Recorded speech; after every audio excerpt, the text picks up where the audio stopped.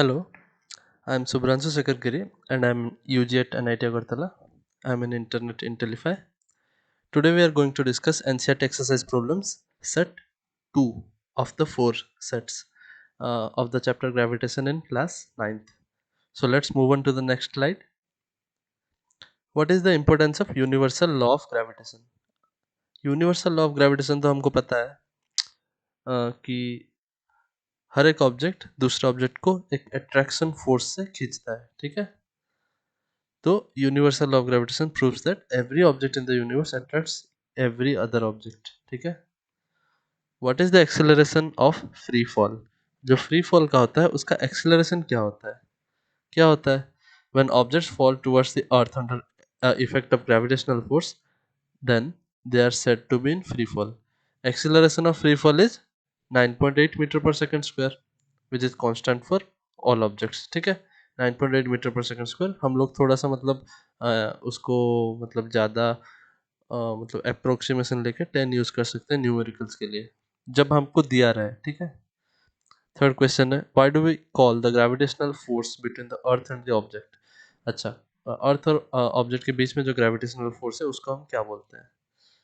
क्या बोलते हैं? वेट ऑफ द ऑब्जेक्ट बोलते हैं ना, कि आपका वेट कितना है, मतलब आपका मास इनटू एक्सेलरेशन कितना है।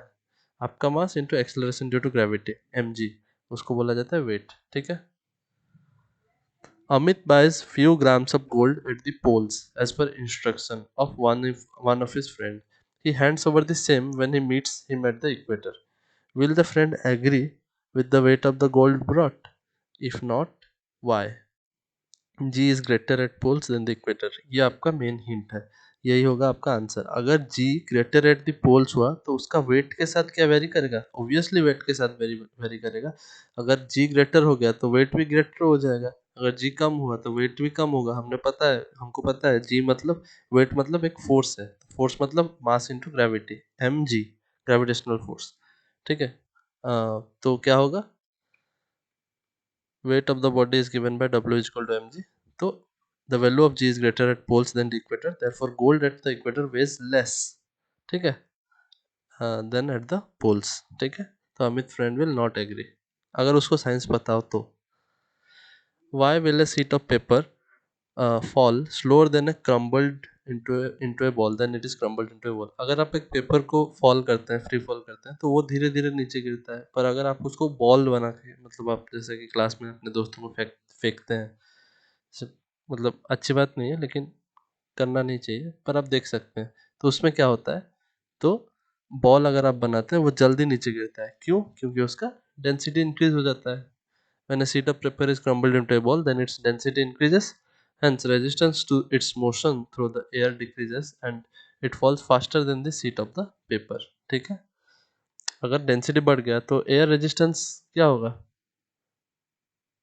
एयर रेजिस्टेंस घट जाएगा। क्यों घट जाएगा? क्योंकि एक तो उसका डेंसिटी मतलब क्या हुआ, बढ़ गया। डेंसिटी बढ़ गया मतलब मास बाय वॉल्यूम बढ़ गया, ठीक है। समझ में आया? तो मास बाय वॉल्यूम बढ़ गया, तो उसके लिए क्या हुआ, तो एयर रेजिस्टेंस जो लगेगा उसको, एक तो उसका सरफेस एरिया भी घट गया, तो ज़्यादा सरफेस में एयर अपना फोर्स नहीं लगा पाएगा। तो इस सब फैक्टर को देख के हम ये बोल सकते हैं कि जल्दी गिरेगा वो नीचे। अच्छा, लास्ट क्वेश्चन ये है, gravitational force on the surface of the moon is 1/6 as strongest gravitational force on the earth, ठीक है। क्योंकि acceleration due to gravity moon पे 1/6 होता है as of the earth. Earth में अगर मान लीजिए 9.8 है, तो मून में 9.8 डिवाइडेड बाय 6 होता है एक्सेलरेशन ड्यू टू ग्रेविटी। तो अगर किसी ऑब्जेक्ट का वेट 10 kg होता है अर्थ में, सॉरी मून में, देन एंड अर्थ में उसका क्या होगा? What is the weight in newtons of a 10 kg object on moon and on earth? अच्छा, वो वेट पूछ रहा है 10 kg ऑब्जेक्ट का on moon and on earth, तो क्या होगा?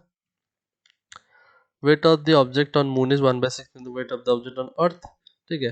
Wait is equal to mass into acceleration, तो 8 अर्थ में उसका 10 kg है, तो 10 इंटू 9.8 कितना होगा? टोटल फोर्स कितना, वेट कितना होगा उसका? 9.8 न्यूटन, ठीक है। अब wait of the same object on the moon कितना होगा? 1/6 होगा, क्योंकि बोल रखा है 1/6 होता है फोर्स एक्टिंग, तो 1/6 इंटू 9.8 कितना होता है? 16.3, ठीक है। तो ये होगा उसका वेट ऑन द मून। ठीक है, थैंक यू, आज के लिए इतना ही।